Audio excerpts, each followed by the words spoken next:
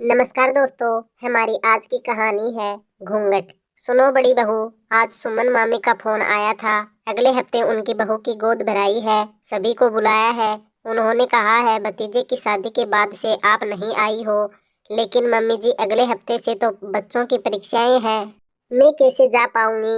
एक काम कीजिए, आप छोटी बहू को ले जाइए। वह गई भी नहीं है अभी तक। हाँ, यह सही है छोटी बहू, उन्होंने आवाज लगाई। सुनो, अगले हफ्ते सुमन मामी के यहाँ चलना है। तुम अपनी तैयारी कर लेना और सुनो, वहाँ घूंघट कर लेना।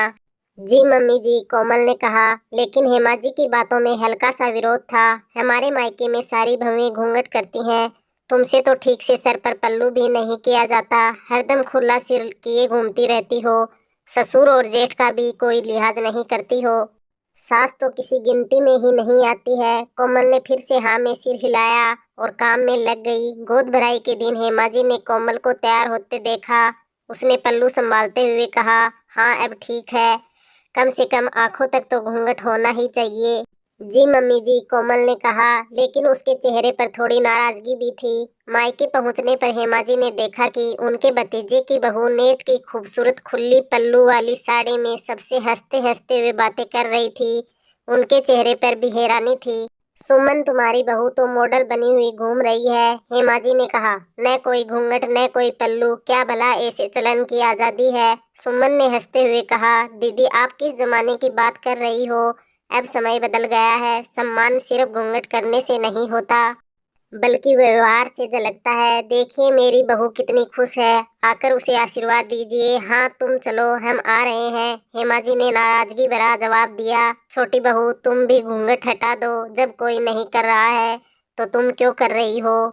नहीं मम्मी जी, मैं घूंघट नहीं हटाऊंगी। यह क्या बात हुई कि कोई ना करे तो मैं भी ना करूं? कोमल ने कहा। हेमा जी ने मुंह फुला लिया और कोमल की तरफ देखते हुए बोली, तुमने तो सास की बात नहीं मानने की कसम खा रखी है। पूरे प्रोग्राम में कोमल घूंघट किए हुए रही, जबकि हेमा जी ने इसे अपने लिए एक चुनौती मान लिया। वह सोचने लगी कि छोटी बहू ने उनकी बात क्यों नहीं मानी। प्रोग्राम में मौज मस्ती के बीच अन्य बहुएं भी अपने अपने अंदाज में नजर आई। कुछ ने घूंघट किया हुआ था तो कुछ ने बिल्कुल खुला छोड़ रखा था। लेकिन कोमल ने अपने तरीके से चलने का फैसला किया। आपका समय अलग था दीदी, और हमारा समय अलग है, सुमन ने हेमा जी से कहा। अब हमें अपनी पहचान बनानी होगी। हेमा जी ने अपनी बहू के व्यवहार को समझने की कोशिश की। उन्हें एहसास हुआ कि यह बदलाव समय की मांग है। फिर उन्होंने अपनी सोच को बदला और कोमल को आशीर्वाद दिया। ठीक है, तुम अपनी पहचान बनाओ, लेकिन बड़ों का सम्मान करना कभी मत भूलना। इस तरह हेमा जी ने अपनी परंपरागत सोच को नई दिशा दी।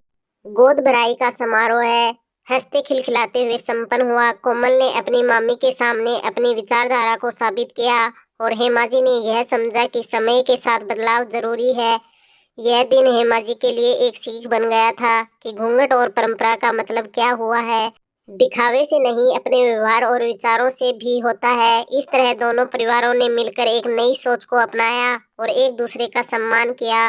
दोस्तों, अपने व्यवहार से हमेशा अच्छा रहना चाहिए। दिखावे से ज्यादा अपने हृदय से साफ सुथरा विचार रखने वाला रहना चाहिए।